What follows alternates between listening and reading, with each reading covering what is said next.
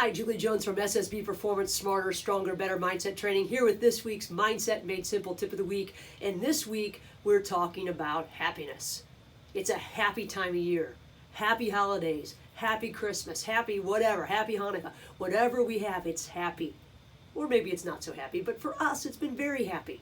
In fact, you'll hear lots of happy feet running track apparently around my upstairs in my house because we're so happy to have my sister and her kids home this week with us since they haven't been here since COVID. So we're happy. We look forward to things. We think a lot of things are going to make us happy. Christmas gifts, right? The new year, New Year's resolutions, things we're going to do. We're going to lose weight. We're going to get a scholarship. We're going to start. We're going to hit 350. We're going to shoot a certain percentage. We're going to win championships. These things are going to make us happy, and they do. For a while. There is no one thing that will keep us happy forever. So how do we remain striving forward? How do we get over this hedonic adaptation that researchers call it? When we get sort of complacent, right? We get married, we're so excited, it's awesome, and then it just is the way it is. We lose weight and we're excited, and then it is just the way it is. We get used to it. We get a new car. And then we're like, oh my gosh, it's not as new as it was. Or it's got a little scratch in it. We're not as excited about it as we were when we first got it. What do we do about these things?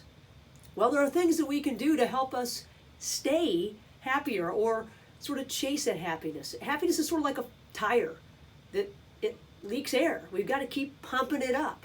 So what can we do to stay moving forward, to stay in a state that keeps us in that positive emotion, which we know is so important for peak performance? We've got to add variety. You know this as well as I do. Practice can get boring. If you're like me, you're a systems person, and you just do this, you do this, you do this. Well, if you mix it up, you're going to like it more. Even the most exciting drill after a month gets old, even for our best players. And we've got to have variety. They say if you want to be happier in your marriage, don't trust me, I'm not an expert on this, but you should do new things, right? And I'm boring, so I don't know how good I am at that. But adding variety can help us keep some of the joy that we find in the things that we love to do now. We hope we love to do them later too. The other thing is appreciation. And we've talked about the benefits of gratitude numerous times. Clearly, when we're looking for the good, we find it. When we're not looking for the good, we find that too. But appreciation, just looking at something from a different lens. I tell the story in this week's tip if you want to go to my site and read it, ssbperformance.com/blog. Sean Achor in The Happiness Advantage talks about people who work in the White House. And I tell this story again because I screwed up as a coach. I made a mistake. All these people, they're thinking, oh my gosh, we work 12 hours. Look what all these people are doing out there. They're having fun. And I work in the White House. And then visitors would come to the White House. And everybody's like so pumped to be in the White House. And people would take them on, these workers would take them on tours, and they would remember why they loved working at the White House. I used to do the same thing at Cleveland State. I took kids on tours all the time and showed them how awesome Cleveland State was. I got to Akron and I had more staff, we had more stuff, it was way awesome. And I didn't take people on tours anymore. I hurt myself because I didn't get to experience the awe that the kids had when they were going on these tours. I took it for granted. Trust me, I appreciated it. But I could have appreciated it more if I would have been walking around and building relationships too, which even makes it even better. But walking around and saying, look at this field and the location of it. We don't have to drive anywhere for practice. It's right outside the door of our practice facility. It's awesome.